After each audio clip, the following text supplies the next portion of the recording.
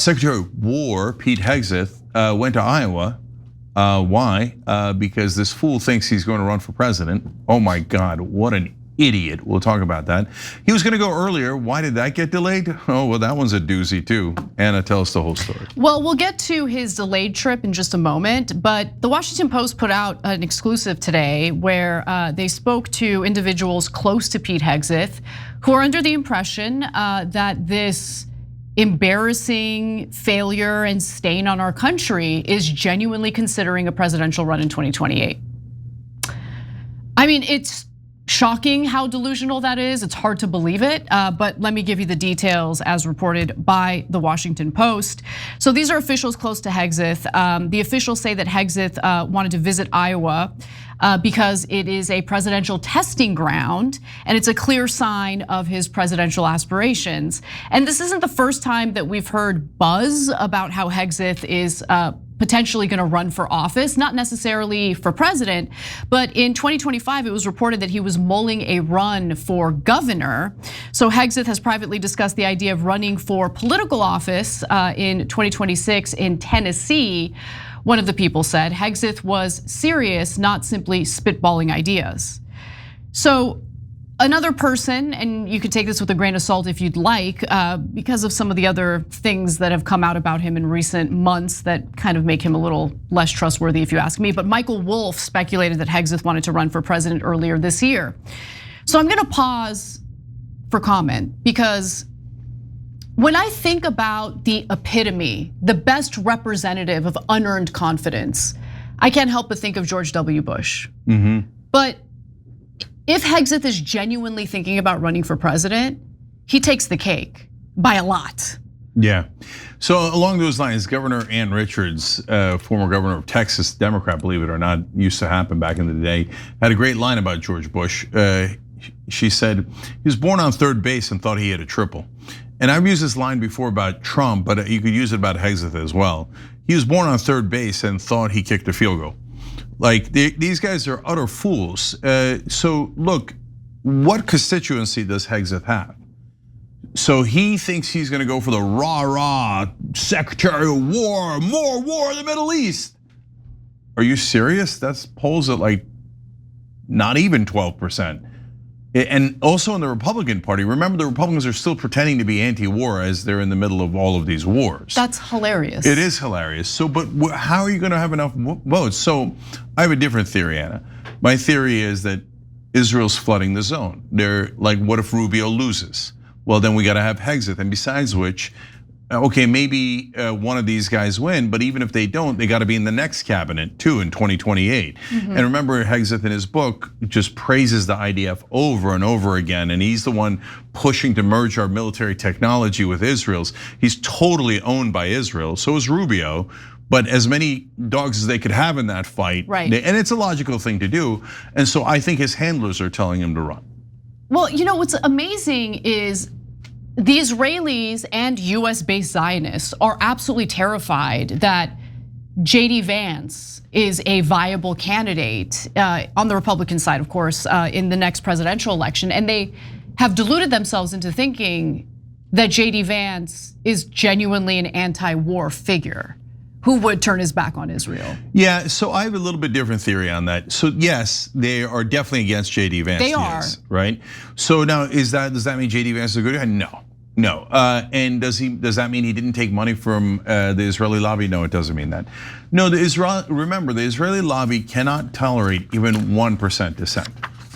And JD Vance said some things to support Trump's deal about the memorandum of understanding.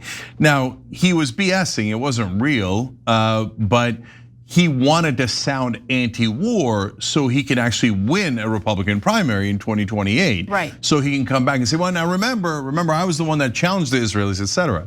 And the Israeli lobby's like, you challenged us? Even 1%? No, annihilation.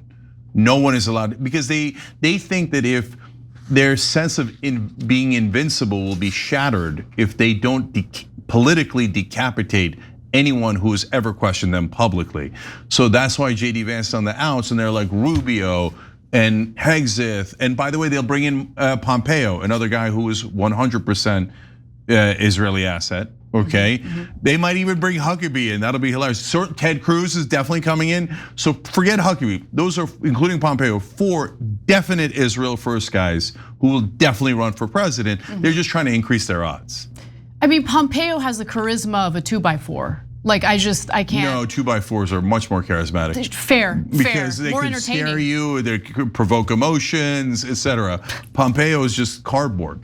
Yeah, but let's just quickly touch on Hegseth's delayed trip to Iowa, because apparently Hegseth was headed to Iowa earlier to campaign for Republican candidates. But to be fair, that's actually pretty unusual for a defense secretary / Secretary of War to do. Although Hegseth previously campaigned against Representative Thomas Massie in Kentucky, so it's not like there's no precedent when it comes to Hegseth doing that.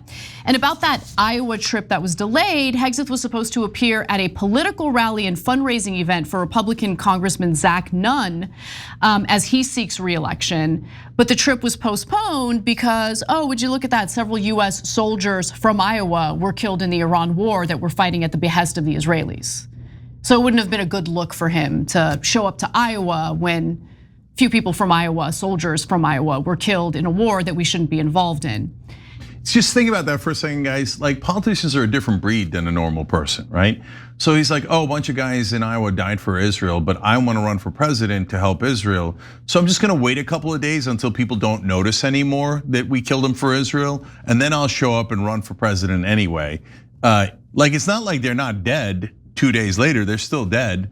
Well, he's banking on our short attention spans, which is a problem. Yep. A lot of America, and it's because of the influence of technology and the quickly moving and evolving news cycle. But I don't think Americans are gonna forget about the fact that we have sacrificed our service members for a war that has nothing to do with our national security, has nothing to do with benefiting the safety and the prosperity of our country.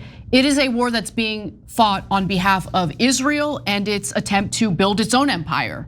And we're not just sacrificing our service members, obviously we are also funding it.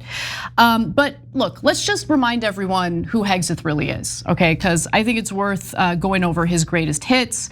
So for starters, there's the highly unpopular war in Iran that he aggressively lobbied for. In fact, per Maggie Haberman and Jonathan Swan, within the cabinet, Hegseth was the biggest proponent of a military campaign against Iran. The US military in its opening salvo in this Iran war, which began on February 28th of this year, was to bomb a elementary school, killing over 100 little girls and some of the teachers and staffers at the school. Hegseth is now denying reports that US sailors are facing nightmarish conditions on US carriers like the USS Abraham Lincoln. And we've just learned why those sailors haven't been receiving adequate supplies. Let's take a quick look at that. Now we learned that a destroyer was without power for 4 days. What is the American public supposed to make of this? That the US Navy is under tremendous strain, that previous administrations maybe didn't build enough ships to be fair. But this is just an unforced political error by President Trump. There's no need to belittle these going sailors. to war? Well, there's the strategic error, but the also an unforced political error. It is a basic political error to belittle the families of sailors and belittle sailors who are out on these boats for 12 months at a time, and we are unable to resupply them. Why? Because Pete Hegseth hid the fact that Iran destroyed the main resupply base that the United States has in the Gulf. He did not make that public in press conference after press conference, and that is, again, the way that they have mishandled this war. By the way, the Washington Post reported today in an exclusive that there are informal talks happening among those in the Trump administration about whether or not we're gonna have a presence in the Gulf moving forward, because Iran did in fact destroy our military bases there, which was, by the way, predictable. But Trump decided to go to war at the behest of Israel anyway. Yeah, so a couple more problems with Hegseth going there. Number one, we right now have a terrible problem with all of our ships. We can't get them supplies. And by the way, Hegseth lied about the supply issue because the Iranians hit one of the places where we held our supplies. And so he should be busy tending to that, to the problems on not just the USS Abraham Lincoln, the USS Boxer, and now about 4 ships are reporting the same problems, but he's busy with his own political aspirations. Now, point number 2 is, imagine if Lloyd Austin, Biden's defense secretary, had done something like this. Well, you don't have to imagine too hard, because he was actually gone for some period of time because he checked into a hospital. He had a medical emergency. And the Republicans went nuts. They're like, he should have said where he was, and we don't care that he was sick. By the way, the same Republicans who go, oh, Mitch McConnell's dead or alive? Who cares? You're not allowed to go into his hospital. He could stay there for weeks, months, it doesn't matter. How dare you ask, right? But they were like, Lloyd Austin, I can't believe he's sick. That guy should be fired immediately, right? Now this guy, Pete Hegseth, goes just for politics, right? Not because he's sick, not because of anything else. And they're like, bravo, bravo, right? No, not bravo. Go back to your goddamn day job, okay? And if Lloyd Austin was out there going, hey, come on, elect Abdul El Sayed or whatever, oh my God, their heads would have exploded. And they would have all been like, oh, this is the worst thing that ever happened. And finally, to me, the insult to injury, it's a tiny thing, but Hegseth, while campaigning in Iowa, rolled up his sleeves, and he has a tattoo that he purposely showed like this to the audience, and it says, we the people. Oh, please. Get the F out of here, man. No. Which people? Maybe you get a little, asterisk in there. I mean, of course, the Israeli people, right? So please, as you're having our American boys and girls die for another country, at least have the decency not put out we the people there as if you believe that, you fraud. And then there are the workout videos, which we haven't talked about on this show. I felt bad mocking someone in the middle of a workout, but I think Hegseth deserves it. You know, the guy who has all this tough talk about, oh, we're gonna destroy the Iranians as we're getting our asses handed to us. Here's what he looks like during his military drills. Okay, that's gotta be at the end of a set. I hope so. That's gotta be at the end of a set. Otherwise, it's just too humiliating. I think it was, though, to be fair. Okay, this. It has to be. It has to be. Even so, brother, don't do it, don't do it. Don't tell everybody that they're fat and out of shape and then go next to real soldiers and have your curly cues dripping down with sweat and like, I mean, he literally looked like Trump doing the fake thing of the fake lifting. Yep. Anyways, I don't care at all. I don't care how much you could bench. I care that you take care of our troops, which you obviously don't. You send them into harm's way for a different country. And then when they are harmed, you don't care and you're back to worrying about you and your own career. Yeah, I care a little bit, but I hear you. Every time you ring the bell below, an angel gets his wings. Totally not true, but it does keep you updated on our live shows.